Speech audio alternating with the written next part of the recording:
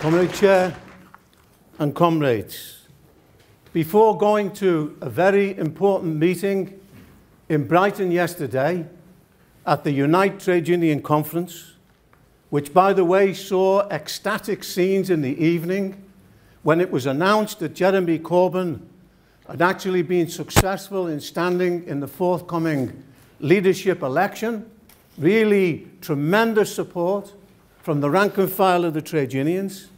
Before I caught the train to Brighton, I happened to catch on television the author Michael Dobbs, who's an ex-Tory MP, the author of the book The House of Cards, upon which the British TV series was based, and the more lurid American series, if you like, which epitomised the skullduggery, the double-dealing, the stabbing in the back that takes place normally in bourgeois parliaments.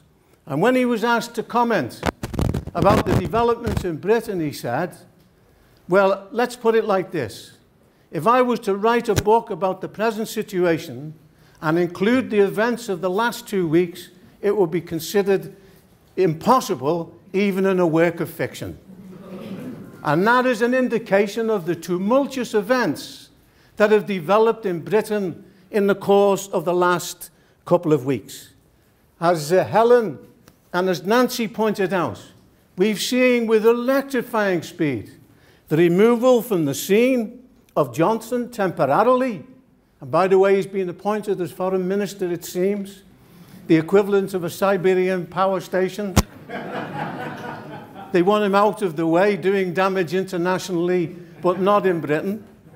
We've seen Boris Johnson removed from the scene. We've seen Gove bite the dust. We've seen the resignation of Leatherson and, of course, of Farage, as has been commented.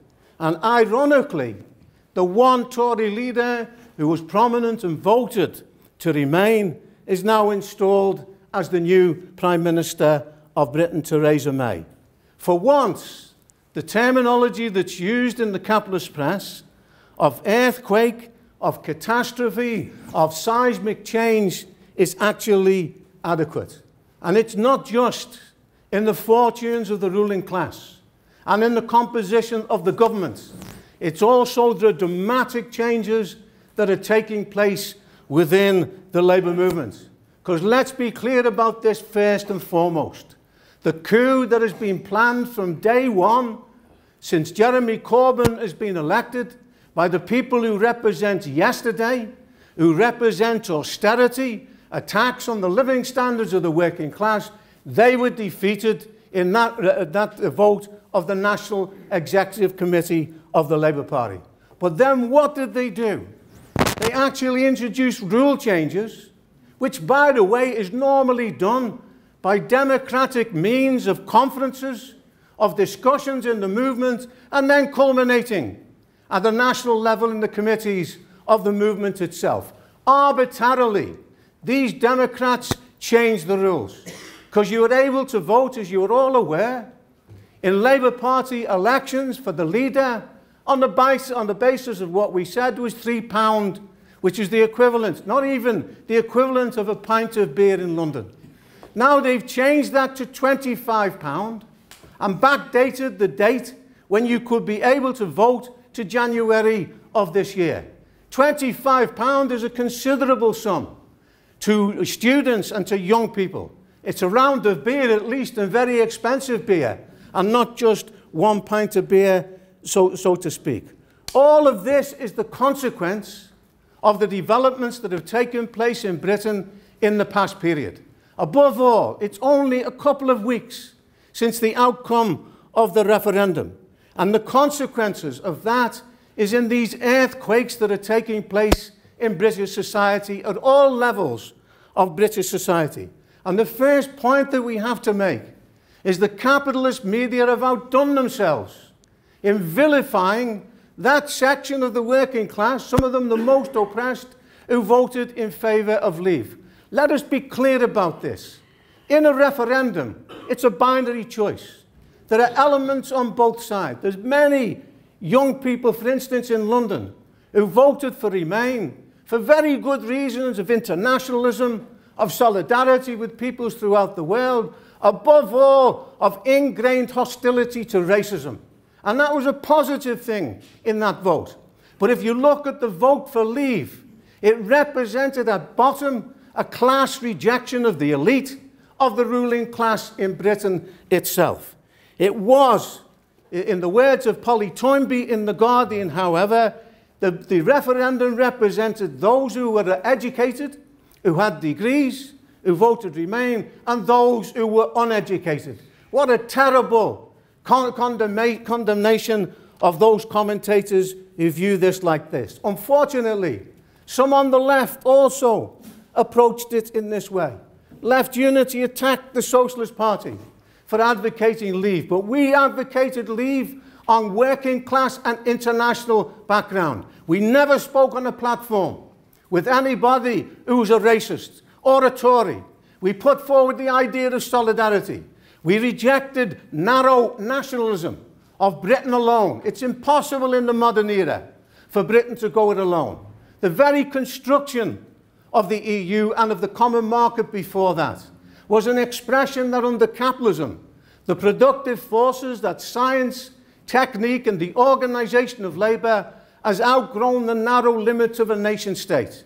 That the huge companies plan in terms of a market of not 60 million in Britain, but of 300 million. And some of the big companies look towards runs that plan in terms of the world market. But our opposition was to our own capitalist class, the main enemy of which was Cameron and the Tory government itself. And just compare what we said and what our opponents said in relation to the referendum.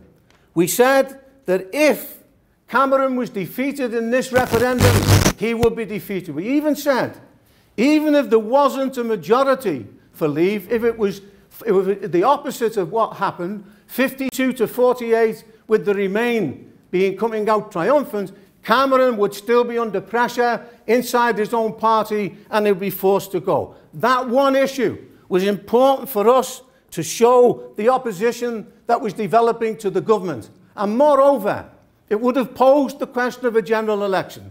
It might yet pose the question of a general election in this period. It depends upon what happens with Theresa May herself. We think that Jeremy and John made a big mistake in supporting the Remain side. Jeremy was on our side in 1975 in the referendum to enter the EU. The slogan then of myself, of ourselves, of the militant as it was, of Jeremy Corbyn on the left, of Tony Benn, who was alongside us in saying no to a boss's Europe and yes to a socialist Europe. We didn't say in splendid isolation we could go it alone. We didn't say it would solve the problems of the working class. We said only by collaborating on a continental and a world scale would it be possible for us to change this situation. And therefore, people put forward the idea of the lesser evil. Well, you know, in the American elections, there was a placard at the Bernie Sanders rally, and it said, "I'm opposed to all evils." And so that's our position as well. If you look to the pioneers of the labour movement in Britain, in relation to the formation of the Labour Party, Keir Hardie rejected the idea of lesser evilism. He opposed all of those who were in the camp of capitalism. After all, the arguments used today were used then. Stay inside the Liberal Party, and he was a Liberal agent. And he rejected that because he said, well, the Liberals are carrying through attacks on the working class, symbolised in the attacks on the trade unions in the early part of the 19th century itself. And therefore, what was good for the pioneers was good for us. You cannot have one policy at home and a different policy abroad. Foreign policy is a continuation of home policy. But then we had some people who were suspending their critical faculties, like Paul Mason, who I discussed with on a TV programme, on the Politics TV programme. And we discussed about the future of the labour movement itself. And he makes a very good case in the Guardian newspaper where he points out, in relation to the EU, its central bank is committed to deflation and stagnation over growth. State aid to stricken industries is prohibited. So, for instance, in South Wales, in Port Talbot, the dire position of the steel industry there, it's prohibited under EU rules to actually come to the assistance of thousands of workers who face their jobs going down the pan. He goes on to say, the austerity we deride in Britain as a political choice is in fact written into the EU treaty as a non-negotiable option. A Corbyn-led Labour government would have to implement its manifesto in defiance of EU law. That was our starting point. And then he went on to say, that's the principal left-wing cause for Brexit. Now here's the practical reason to ignore it. In 2 words, Boris Johnson. In other words, the prospect that Paul spelt out was for a Boris Johnson government. Well, Boris Johnson is a loser out of this, as I pointed out before. But even if Boris Johnson had won and he formed the government, Paul Mason did not have a correct understanding of the relationship of forces that has developed in Britain in the past period. Because the idea that reaction, if, for instance, the Leave side would win, that would lead to a period of reaction completely undermines the capacity of working people to fight the attempts of the bosses to take us back to the past. For instance, we've had in the past period strikes of like, for instance, the teachers. We've had the doctors coming out in marvellous action in the past period. We had a series of strikes here in London of the rail workers. We even have had a bosses strike, by the way, because that's what Southern Rail are doing at the present time, where they're running down the stock and they're actually refusing to put on trains. That's even an attempt to try and blackmail this position. And what is the situation now in the aftermath of this referendum? If you saw the position of Theresa May tonight, when she went to accept the position of Prime Minister, you would think, frankly, in her acceptance speech, she was Ed Miliband. Because she's talked about workers' directives, she's denounced inequality, she's appealed to working people, that she's going to be different compared to, she didn't name him, but compared to the Cameron government itself. And the most important feature of tonight's news is George Osborne is no more. He's left the government and it seems he's not been taken back in. And what does that signify? That suddenly, overnight, Theresa May fell off her horse on the way to Damascus, has had the Damascene conversion? No, it's a recognition of the reality of class forces as they've developed in Britain at this particular moment in time. Gone, like the snows of yesteryear, is, for instance, or at least officially, the programme of cuts of the fiscal targets that were put forward by George Osborne itself. Theresa May is trying to lean towards the left. I use the word left in a very conditional sense, because remember, Cameron wanted to hug a hoodie at one stage, and also wanted to hug a husky, very difficult to do, but nevertheless wanted to appear human in his approach to the British working class itself. These are words, but they indicate something has changed in society itself. And what we have now is a gaping crisis at the top in capitalist society. Before, I will remind you of what was said in the referendum by one section of the Leave programme. This is what, and we've quoted this before in the debates on the EU referendum. This is a Tory MP talking. I don't want to stab the Prime Minister, that's Cameron, in the back. I want to stab him in the front so I can see the expression on his face. That's not a doctor, a nurse, a rail worker. That's a Tory MP. Never have the divisions within the ranks of the ruling class been so open and so great as they are at this moment in time. And this is a symptom of what is happening from below. But so also is the upheavals within the labour movement itself. From day one, we said a civil war is taking place inside the Labour Party. One section, the right wing, represents yesterday. The real relationship of forces was shown in the first leadership contest, when the candidate of Blairism got 4.5% of the vote. Let us remind ourselves here tonight, Jeremy Corbyn has got the highest vote in a popular mandate of any leader of any party, whether it's the Labour Party, Tory or the Liberals, in history. And yet within 9 months of coming to power, he's faced by a cabal. He's faced by a coup, and a coup is the right way to describe what is happening. Because in a coup, a lot of the work is done behind the scenes. The dirty deals that have been attempted to prepare the basis for this.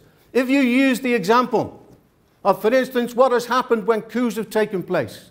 In Spain in 1936, you see the way the army plotted there around Franco, or in Chile in 1973, when Pinochet, who was the official army general who plotted behind the scenes against Allende.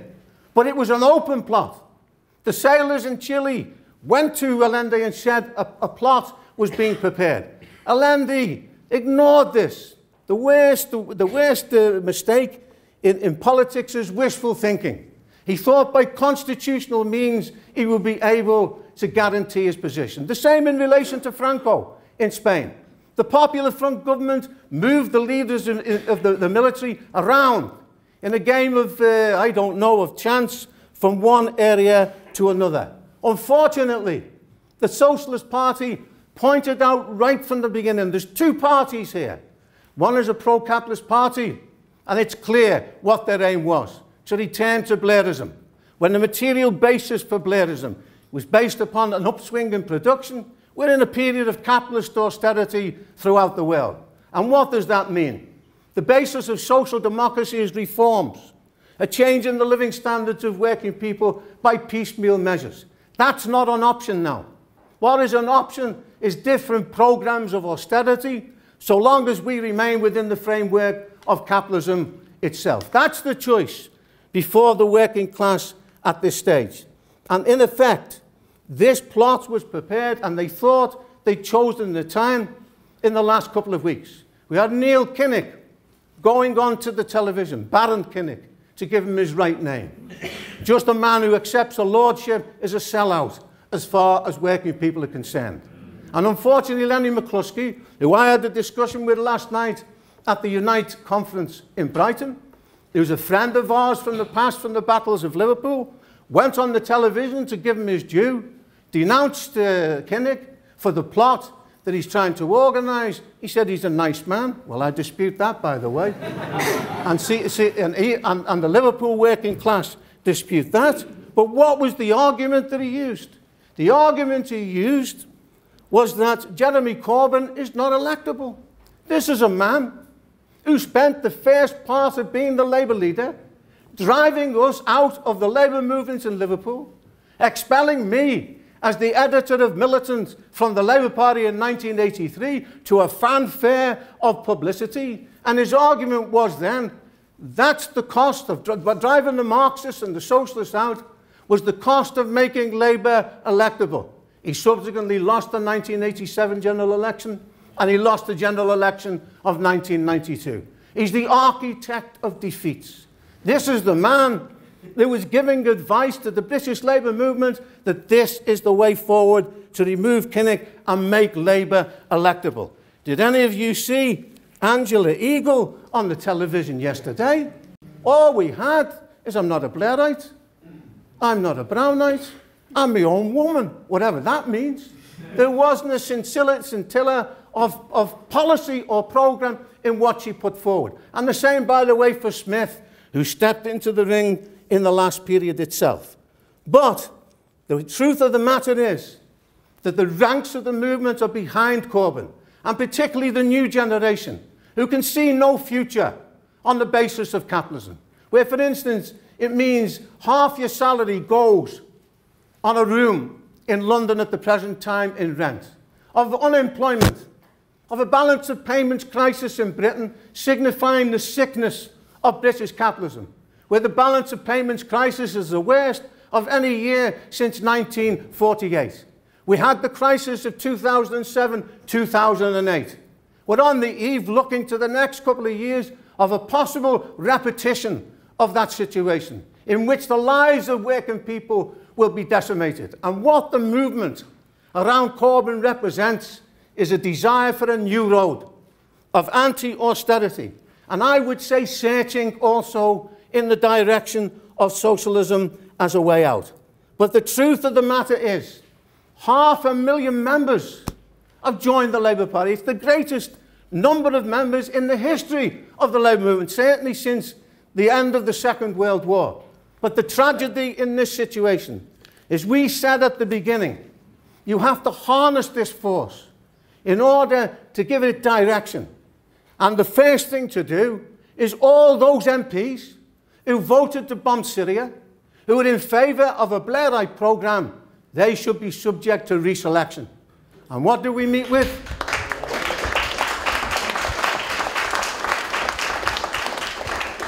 And what's the argument that they put forward?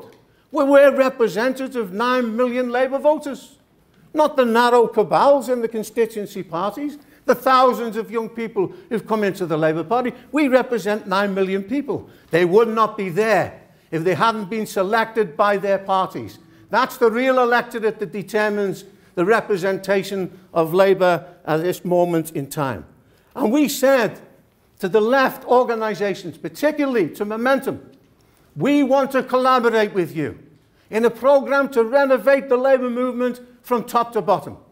Yes, we are a separate party, but let us try and organise now a new form of organisation, not the rigid, centralised, downward-looking form of organisation, but basing ourselves upon the experience of the working class movement in other countries, of a more federal approach, of what we had at the beginning of the formation of the Labour Party, when we had the trade unions, we had the Co-op Society, we had the Communist Party even, with inside that one organisation. And what's wrong with that? Yes, they have their own point of view, an enormous debating chamber, which calls upon the talents and the abilities of working people to thrash out and discuss in a clash of ideas what is the best way forward for the Labour movement and for the working class. And unfortunately, the leader of Momentum came to our office and had a discussion with me and Hannah Sell. And we said we would like to collaborate. We'd like to be part of this project. And he said, no, you have to dissolve your party. And we said to him, why should we dissolve our party when the Co-op is a separate party and is in the Labour Party, when you have your own party Momentum, when you're increasingly top-down and intolerant? That's not the way to harness the energy and the demand for democracy of this new generation that is coming. And let's be clear about this. If it's necessary, yes, those people who have not 1 foot, but 2 feet in the position of capitalism, in the camp of capitalism, they are the opponent and the enemy of the working class within the movement itself. If you go to the rank and file, the ordinary members, I'm going to quote somebody who's not a member of the Socialist Party, is on the periphery of the Socialist Party, in a resolution that she put forward to her constituencies. Very simple and very basic. It reads, we, the members of this CLP, call on all the MPs who've resigned from the front bench to also resign from the Labour Party for ignoring the democratic will of the majority of the party and for plotting a coup against the wishes of the members. If these MPs refuse to resign, we call on Jeremy Corbyn and his leadership team to start expulsion proceedings against these MPs. We support Jeremy Corbyn. It's very simple prose. It's a Bolshevik programme, by the way. It's militant's programme of the past. It's the programme that every worker who has any fight in their body would have at this moment in time. And that's the real voice of the working class in this situation itself. So battle is being joined. We have to engage in this battle. In a civil war, we want to win the civil war. We don't want to say, well, let's talk peace, let's fly the white flag. War has been declared. Are we going to win this war for the working class and the Labour movement, or are we going to conciliate, as unfortunately some sections of the movement do? Even John MacDonald today on the television was saying, well, you know, this is unfortunate, it's a spat, it's not really serious, we'll get through it, so on and so forth. No. You don't take the measures that the right have taken unless they're prepared to go to the end. And I'll say this, if necessary, a split which takes place, which takes the basics of the working class with it, the Labour movement, which is a small number of MPs, let's say 40, but who are determined and prepared to fight to the end, that's better than the 170 who moved the motion in opposition to Corbyn. A Labour Party with 40 fighters, but with a mass base, even if a general election is called, that would resonate with the working class in the conditions that is developing now. Even if you didn't win a majority, you would open up a completely different vista and a different road for the working class in this situation. So, comrades, we are at a turning point. It's an exciting period. It's shaken everything up. There's dramatic changes in the situation. The speed of development is very difficult to keep pace with. But it's a period in which everything will be challenged, in which there's discussion, debate. That's very good. Because if you're confident of your ideas, and we are, doesn't mean to say we're correct on every point. We'll be corrected in the course of the debates and discussions that will take place in the Labour movement. What we're fighting for here is the future of the working class. What we're fighting for here is the future of young people in particular. That's what the Socialist Party is all about. This is the second wave that we talked about when the Corbyn phenomenon developed. It's not unique. We saw a similar movement in the US around Bernie Sanders. We've seen it in Greece. Unfortunately, that movement was disappointed because of Cyprus's sellout when a gun was held to his head by the EU. This is a Cyprus moment in Britain itself. We must make sure that we win this battle. We use all of our resources to reach the workers that we can, to challenge the right wing, to demand that there be an open discussion and debate. They've suspended, by the way, the constituency Labour Party's meeting at this stage, while a leadership contest is taking place. That tells you everything about how undemocratic these people are. This should be a period of debate, of discussion, of ideas being thrown into the melting pot, of clarification, in order that we can prepare a force that this time can win the Labour movement in Britain to our programme. And let me remind you, those of you who are new to this meeting here tonight, we come from the militant tendency. We were in the Labour Party. I was in the Labour Party for 23 years with other comrades who are here tonight. We were expelled from the Labour Party, and our MPs, Dave Nellis, were expelled from the Labour Party for one thing, because they stood by the working class. Terry Fields, the immortal MP in Liverpool, was jailed for fighting the poll tax. And because he went to jail, Kinnock had him expelled from the Labour Party. We, however, in the mass movement that we developed in Liverpool, we defeated Thatcher. We defeated her not once but twice in the mighty poll tax struggle, where we organised 18 million people. We had 100 comrades who were jailed, 34 of them in the ranks of our party. But we defeated the poll tax on the basis of a mass movement. It wasn't Neil Kinnock.